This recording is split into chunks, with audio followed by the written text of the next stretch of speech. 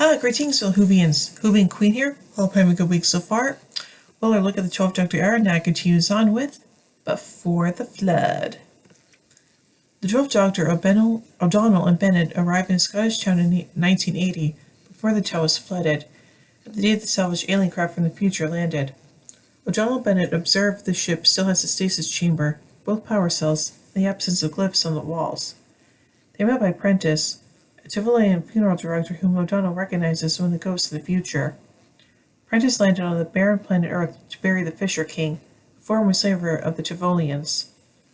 A ghost of the Doctor has appeared outside the mining facility near the flood town in 2119, mouthing a set of names. Those of the crew, Prentice, the Doctor, and Clara. Clara relates this to the Doctor of the past, who laments he now knows his future.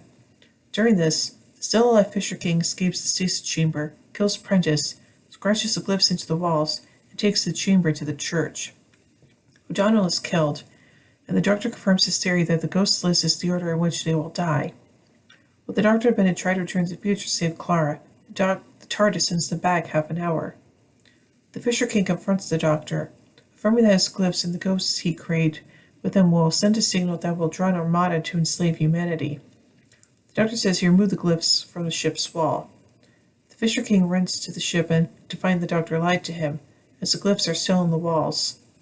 The ghost has set one of the power cells to destroy the dam, flooding in town and killing the Fisher King. The Doctor transports Bennett. The TARDIS transports Bennett to the future. In the future, the Doctor's ghost releases the other ghosts from the Faraday cage. Clara Castellan recorded in the hangar bay when the stasis chamber opens, revealing the Doctor, who would use it to survive the flood. He creates the image of the Ghost Doctor to lure the ghost to the Faraday cage and trap them there until a unit can arrive to remove it. The Doctor wipes the memories of the glyphs from everyone's minds. The plot of the episode is a bootstrap paradox. The Doctor programmed the ghost to say the list of names because this is what the ghost's message said. And now let's take a look at some continuity surrounding this episode. In the prologue, the Doctor performs Beethoven's Symphony No. 5 with his electric guitar. The Doctor has previously been shown playing such an instrument atop a tank in the 9th series opener, The Magician's Apprentice. The electric guitar amplifier seen in the Doctor's prologue has a plaque reading Magpie Electricals, a shop originally owned by Mr. Magpie and visited by the 10th Doctor Rose Tyler in the episode The Idiot's Lantern. The name often appears in electronic equipment throughout the series, such as Martha Jones's television, The Sound of Drums, and a shop with the same name is seen in The Beast Below. O'Donnell mentions prior companions Rose Tyler, Martha Jones, and Amy Pond, as well as Harold Saxon and events from Kill the Moon. She also mentions the Minister of War, but the Doctor has no knowledge of this, surmising that this will be in his future. The Tivolian race previously appeared in the episode The God Complex. Prentice says they were liberated from his Fisher King's people by the glorious Arcantinians, only to be conquered by them in turn.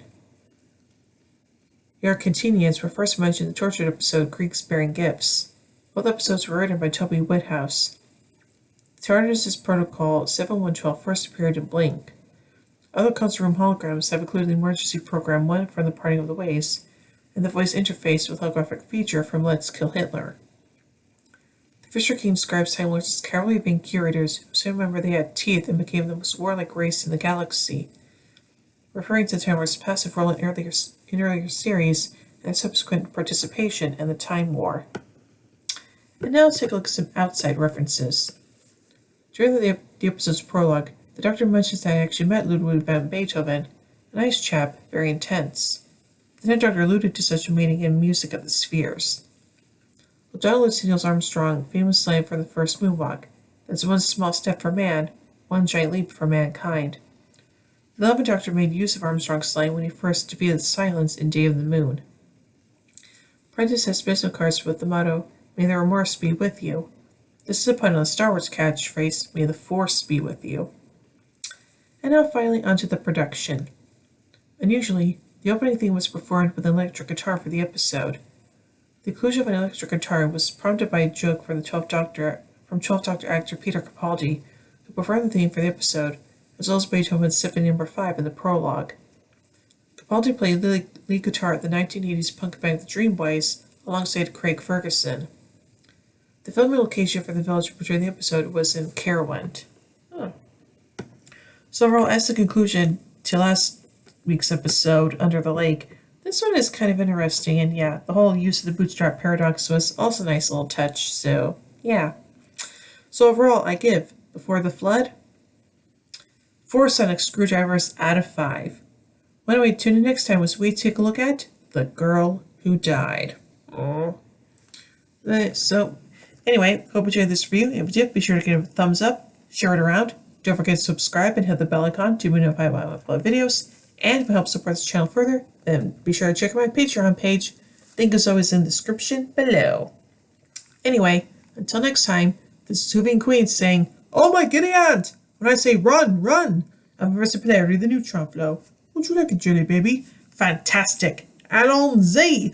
Geronimo! Bow ties are cool, fezzes are cool, and Stetsons are cool.